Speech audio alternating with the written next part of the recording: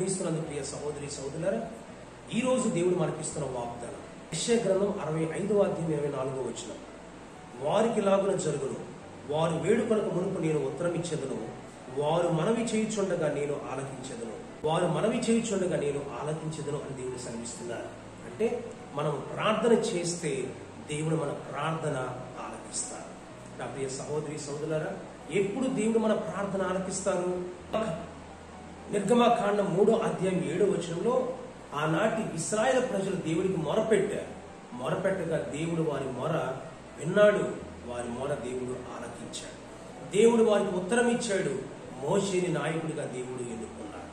నా ప్రియ సహోదరి సహోదరులారా, ఇర్మియా గ్రంథం 33వ అధ్యాయం 3వ వచనం దేవుడు అంటున్నారు, నాకు మొరపెట్టుమో నేను నీకు ఉత్తరం ఇస్తానని దేవుడు సెలవిచ్చారు. మన హృదయం శుద్ధముగా ఉండాలి, మనం పవిత్రముగా జీవించాలి. ఆనాడు హిజ్కియా రాజు దేవుని సన్నిధిలో ప్రార్థన చేస్తూ, అయ్యా నేను ఎంత యథార్థవంతుడిగా నీకు అనుకూలంగా జీవించనో కృపతో జ్ఞాపకము చేసుకో అని ప్రార్థన చేశాడు. దేవుడు అతని యథార్థతను చూచాడు. దేవుడికి అనుకూలంగా జీవించడం చూచాడు గనక నీవు కన్నీళ్లు విడిచడం చూచితిని నేను ఈ ప్రార్థన అంగీకరించిన దేవుడు చదివిస్తున్నారు. ఇలా బైబిల్ గ్రంథంలో మనం చూసినట్లయితే అనేక మంది భక్తుల యొక్క ప్రార్థన దేవుడు విన్నారు, దేవుడు ఆలకించారు, దేవుడు జవాబిచ్చారు. ఆ రీతిగా దేవుడు మీ పక్షాన్ని కూడా జరిగించును గాక. ఆమేన్. దేవుడి వాగ్దానం అందరిలో దీవించును గాక. God bless you.